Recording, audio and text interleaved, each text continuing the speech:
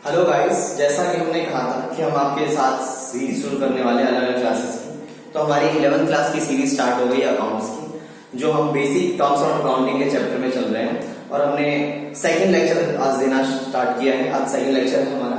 हम basic terms के बारे में बात करने वाले हैं। पिछले क्लास में हमने कुछ बेसिक टर्म्स के बारे में बात की थी। अगर आपको उसके बारे में कोई भी डाउट है, कोई भी ऐसा वर्ड समझ नहीं आ रहा, पॉइंट समझ नहीं आ रहा, तो आप हमें कमेंट कर सकते हैं, या टेलीग्राम में उसमें लिंक है, उसमें देख के आप अपने डाउट्स को पूछ सकते हैं। हम कोशिश करेंगे आपके डाउट्स को क्लियर करें। अब आज कुछ और इंपॉर्टेंट टॉपिक्स है हमारे पास सामने, जो आप देखेंगे। आप ये सारे टॉपिक जो इंपॉर्टेंट टॉपिक है, इनके बारे में हम बात करने वाले हैं आज आपसे। तो इंपॉर्टेंट टॉपिक जो पहला है उसको बोलते हैं एक्सपेंडिचर। क्या बोलते हैं? एक्सपेंडिचर। एक्सपेंडिचर क्या होता है?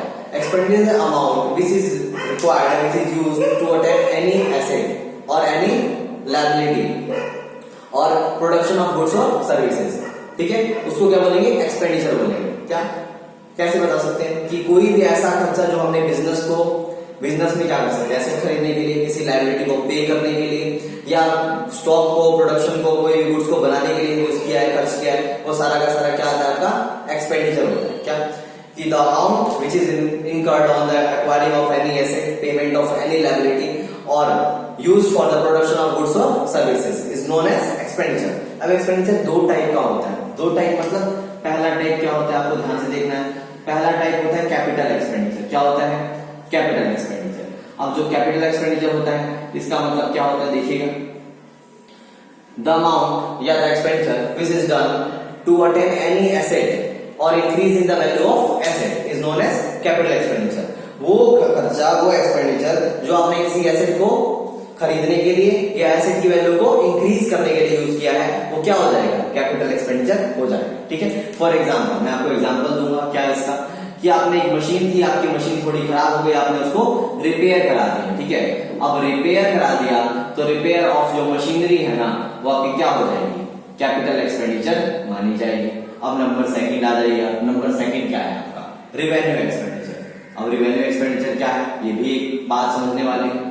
तो हम रिवेन्यू एक्सपेंडिचर को ऐसे समझते हैं कि the amount which is used या the expenditure of which benefit is available in only 1 year, with in a year, उसको क्या बोलेंगे? रिवेन्यू एक्सपेंडिचर बोलेंगे। या the amount of expenditure which benefit can be available in 1 year is known as revenue expenditure. वो खर्चा जिसका फायदा आपको 1 ही साल तक होने वाला है, उसको हम रिवेन्यू एक्सपेंडिचर बोलेंगे। जैसे मैंने इस साल की सैलरी पे कर दी किसी पर्सन को, हमने रखा था, तो उसका बेनिफिट हमें इसी साल होने वाला है, तो रिवेन्यू एक्सपेंडिचर के अंदर आ जाएगा। हमने इस साल कोई नई स्कीम निकाली और उसको हमने एडवर्टाइज किया, तो ये जो इस साल की नई स्कीम है ना, उसका एडवर्टीजमेंट क्या है हमारे लिए?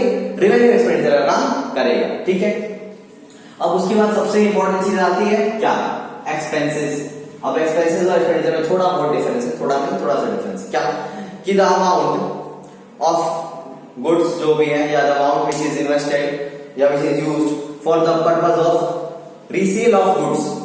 ठीक है, जो गुड्स को रीसेल करने के लिए या गुड्स को बनाने के लिए, ठीक है, production of goods is known as expenses. Any amount which is incurred for the production of goods और सर्विसेज और for the sale of goods और services is known as expenses. ठीक है, जैसे कि हमने कोई गुड्स बनाया तो हम उसे क्या करते हैं? एडवर्टाइज करते हैं। हम क्या करते हैं? उसको ले जाके फिर शॉप पे देते हैं या ट्रांसपोर्ट कराते हैं। वो सारा का सारा किसमें आता है? आपका एक्सपेंडिचर में आ जाता है। ठीक है, अब उससे नेक्स्ट क्या है आपका? सॉरी, एक्सपेंस में आ जाता है। उससे नेक्स्ट क्या है आपका? प्रॉफिट। प्रॉफिट सबसे इंपॉर्टेंट पार्ट है। क्या कि हम सब बिजनेस वाले किसके लिए काम करते हैं? प्रॉफिट के लिए काम करते हैं। Profit is the root of business. अगर प्रॉफिट नहीं तो बिजनेस नहीं। ठीक है, तो अब प्रॉफिट के बारे में बात करें। क्या प्रॉफिट में बात करेंगे कि द प्रॉफिट क्या होता है? The excess of revenue over expenditure. The excess of revenue over expenditure is known as profit. कैसे? कि जो भी हमने गुड्स को सेल करके पैसा कमाया और जो हमको गुड्स बनाने में पैसा लगा, उन दोनों का जो डिफरेंस होगा ना, वही आपका प्रॉफिट होगा।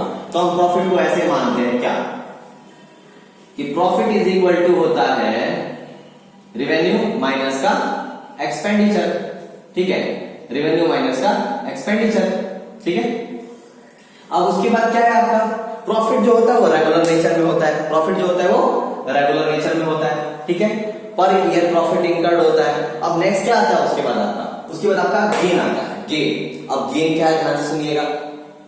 तो गेन आर इंसिडेंटल प्रॉफिट्स।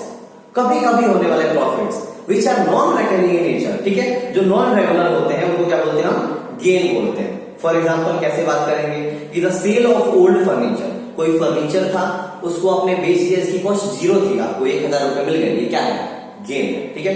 तो gain are the incidental profits are non regular in nature, non recurring in nature, ठीक है। तो गेन हो गया। अब हम लॉस की बात करेंगे। अब प्रॉफिट होगा तो आपका लॉस भी तो होगा ना बिजनेस में, तो जब लॉस होगा तो उसके बारे में क्या बात हो सकती है कि the excess of expenditure over revenue is known as loss. क्या कि जब एक्सपेंडिचर ज्यादा हो जाएगा और रेवेन्यू कम हो जाएगा तो आपको क्या होगा, लॉस होगा।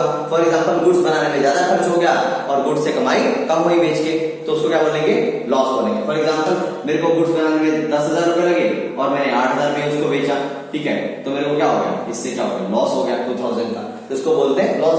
अब बिजनेस में प्रॉफिट भी है तो लॉस भी तो है ना, दोनों चीज तो है। नेक्स्ट क्या है आपका, स्टॉक, बहुत इंपॉर्टेंट टर्म है। स्टॉक क्या होता है, stock is the amount of goods which is lying in the business at the particular time for the purpose of resale. Stock जो वो गुड्स होते हैं जो बिल्कुल फिनिश तैयार होते हैं और रीसेल के लिए रखे होते हैं, ठीक है, उसको क्या बोलते हैं, स्टॉक बोलते हैं। अब जो स्टॉक होता है वो भी 2 टाइप का होता है। आपका कौन कौन सा टाइप होता है, देखिएगा ध्यान से, ये लिख दिया हमने स्टॉक, और स्टॉक के 2 टाइप क्या होते हैं, देखिए ध्यान से। पहला क्या होता है, ओपनिंग स्टॉक, क्या होता है, ओपनिंग स्टॉक, ठीक है, और दूसरा क्या होता है, क्लोजिंग स्टॉक, ठीक है, हम इसको बोलते हैं क्लोजिंग स्टॉक, ठीक है। अब ओपनिंग स्टॉक क्या होता है, ध्यान सुनिएगा, the amount of goods which are lying in the business at the beginning of the year, ठीक है, क्या कि वो गुड्स की वैल्यू जो साल के शुरू में हमारे पास है, हम उसको बोलते हैं ओपनिंग स्टॉक, क्या बोलते हैं, ओपनिंग स्टॉक बोलते हैं, ठीक है। अब क्लोजिंग स्टॉक क्या होता है, the amount of the value of goods which are lying in the end of the year और टू द बिजनेस के पास जो साल के अंत में जो भी वैल्यू का गुड्स बचता है उसको बोलते हैं हम क्या, क्लोजिंग स्टॉक, ठीक है। तो ये हो गया आपका ओपनिंग और ये हो गया आपका क्लोजिंग, ठीक है। अब हम नेक्स्ट पे बात करते हैं। अब जो नेक्स्ट टॉपिक है वो क्या आपका है, डिस्काउंट, ठीक है।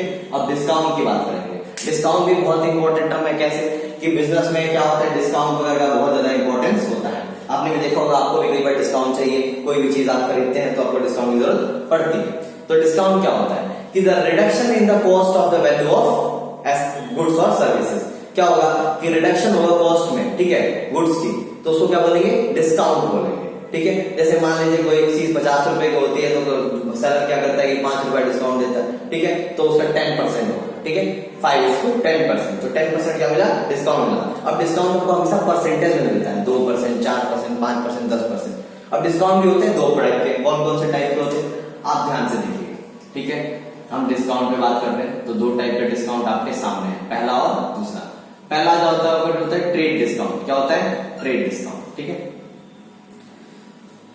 ये हो गया आपका ट्रेड डिस्काउंट। और दूसरा होता है आपका कैश डिस्काउंट, ठीक है, हम इसको बोलेंगे कैश डिस्काउंट। अब ट्रेड डिस्काउंट क्या होता है, कैश डिस्काउंट क्या होता है, trade discount is given by the seller to the buyer on the large quantity of goods purchase. जब भी कोई बायर जो large quantity of goods purchase करता है ना सेलर से, तो उसको क्या मिलता है, ट्रेड डिस्काउंट मिलता है। और it is regular in nature, वो कस्टमर क्या होना चाहिए, रेगुलर होना चाहिए। जब कोई भी पर्सन बल्क में गुड्स खरीदेगा तो उसको हम ट्रेड डिस्काउंट देता है, ठीक है। अब ये भी 6% होता है, हम इसको शो नहीं करते हैं, it is not show anywhere except working notes में दिखाते हैं, जब हम इसको जर्नल में नहीं दिखाते इसको ट्रेड डिस्काउंट को, ठीक है। अब इसका अपोजिट क्या डिस्काउंट क्या होता है, it is a discount given by the seller to the buyer on immediate payment of cash, ठीक है, कि जब भी इमीडिएट पेमेंट करना, जब से सही सामान लिया तभी उसको पैसे दे दिया, तो हम क्या बोलेंगे, उसको कैश डिस्काउंट बोलेंगे, अगर उस टाइम कोई डिस्काउंट मिलता है तो। अब देखिए क्या होता है बिजनेस में, जब भी कोई सामान खरीदता है तो क्या होता है, बीच में टाइम गैप हो जाता है बायर और सेलर में। सेलर की बायर कह रहे हैं हम 3 महीने बाद पैसे देंगे, ठीक है, तो जैसे ही अगर कोई बायर ऐसा हो जो बोले कि हम अभी पैसे देना चाहते हैं आपको, तो सेलर को लगेगा 3 महीने वेट करने से अच्छा है कि अभी पैसा है उसको डिस्काउंट दे दो, ताकि अगली बार भी अच्छे से पे करेगा।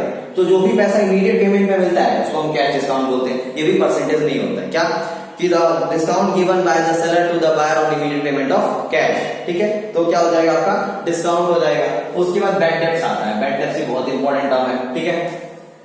बैड डेब्ट्स क्या होता है, अब बैड डेब्ट्स क्या है देखिए ध्यान से, the amount which is not recovered by the debtor, ठीक है, जो भी पैसा जो डेटर से हम रिकवर नहीं कर पाते हैं उसको क्या बोलते हैं, बैड डेट बोलते हैं। कैसे बताएंगे कि किसी पर्सन को हमने उधार पे 50,000 का गुड्स बेचा और वो पैसे नहीं दे पा रहा है, उसका बिजनेस खत्म हो गया, बिजनेस बंद हो गया, तो हमारा पैसा क्या हो गया, डूब गया। और जब पैसा डूब जाता है तो हम उसी को बोलते हैं बैड डेट। ठीक है, the amount from the debtor which is not recovered in the future, जो भी पैसा हम उसको फ्यूचर में रिकवर नहीं कर पाते उसको क्या बोलेंगे, बैड डेट बोलेंगे। उसी से जुड़ा एक और टॉपिक क्या है, इंस्टॉलमेंट। क्या है, इंस्टॉलमेंट। अब इंस्टॉलमेंट क्या होता है, ध्यान से देखिएगा कि the installment is the person who is not to pay to able to pay. ठीक है, जो भी पैसा जो है वो आपको पे नहीं कर पा रहा है। ठीक है, जो भी पर्सन है जो पैसा पे नहीं कर पा रहा है वो क्या है, इंस्टॉलमेंट है। कैसे बात करेंगे कि the person who is not able to pay और debt is known as installment. ठीक है, वो पैसा नहीं दे पाएगा। जैसे मान लीजिए कि ये पर्सन है, उसने आपसे 5,000 के गुड्स खरीदे थे और वो 5,000 के गुड्स के है आपके पैसे नहीं दे पा रहा है, उसके पास पैसे ही नहीं है, उसका बिजनेस ही बंद हो गया, तो ये आपके लिए क्या हो जाएंगे, ये हो जाएंगे आपके लिए बैड डेट्स। ठीक है, और ये हो जाएगा आपके लिए इंसॉल्वेंट। ठीक है, आप ध्यान से पढ़ सकते हैं इसको। इसके बाद क्या है, बैड डेट रिकवर, इससे जुड़ा हुआ टॉपिक है। अब देखिए मान लीजिए ये इंसॉल्वेंट हो गया अभी। ठीक है, 2 साल बाद क्या होगा कि ये कोई और बिजनेस शुरू किया, उसके पास पैसा आ गया। अब पैसा आ गया तो उसमें वो ईमानदार आदमी है, वो अच्छा आदमी है, वो क्या करेगा, आपको पैसे देना चाहता है। जब भी आपको पैसे देगा ना तो उसको बैड डेट रिकवर बोलेंगे कि हमने मान लिया था कि बैड डेट हो गया, लॉस हो गया, पर वो पैसा वापस हो रहा है तो हम उसको दिखाएंगे बैड डेट रिकवर। नेक्स्ट क्या होता है, ड्रॉइंग। ये भी एक इंपॉर्टेंट टर्म है। ड्रॉइंग क्या होती है, देखिए ध्यान से कि it is amount of goods और amount of cash which is withdrawn by the owner or the proprietor from the business for personal use।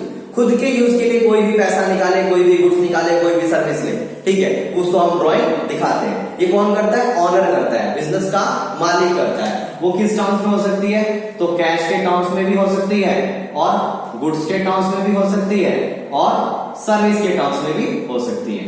हम तीनों के टर्म्स में उसको दिखा सकते हैं। ठीक है, तो ड्राइंग क्या होती है, द अमाउंट ऑफ गुड्स और cash this is drawn by the partner for the personal use. अब इसमें कुछ और चीजें होंगी जो हमने शायद स्किप की हैं। ठीक है, अगर आपको और भी चीजों के बारे में पूछना है तो आप हमें कमेंट बॉक्स में लिख सकते हैं, हम उसके ऊपर आप एक और वीडियो बनाएंगे और हम बेसिक टर्म्स को आगे समझाने की कोशिश करेंगे। अब एक और चीज आपके पास आती है क्या, कि बेसिक इक्वेशन होता है क्या, कि देखिए जो एसेट होता है ना, जो एसेट होता है वो क्या होता है, कैपिटल और प्लस का लायबिलिटी होता है। क्या होता है, कैपिटल प्लस का लायबिलिटी होता है। इसी को हम फंडामेंटल अकाउंटिंग इक्वेशन बोलते हैं। फंडामेंटल अकाउंटिंग इक्वेशन होते हैं। एसेट का मतलब क्या है, वो सारी चीजें जो हमने खरीदी अपने बिजनेस को चलाने के लिए वो किसके बराबर होंगी, ऑनर के कैपिटल और लायबिलिटी के बराबर होंगी। लायबिलिटी एक्सटर्नल और इंटरनल दोनों हो सकती है। ठीक है, अब नेक्स्ट सीरीज हम आपके ऊपर अगले चैप्टर पे लेके आएंगे। ठीक है, अब इसके बाद हम एक आपको रिवीजन सीरीज भी इसी चैप्टर की देने वाले हैं। अगर आपको और कोई डाउट होता है तो आप हमें पूछ सकते हैं टेलीग्राम पे, कमेंट बॉक्स में, और हम होप करते हैं कि आप इस वीडियो को लाइक करेंगे और सब्सक्राइब करेंगे। Thank you so much, have a good day.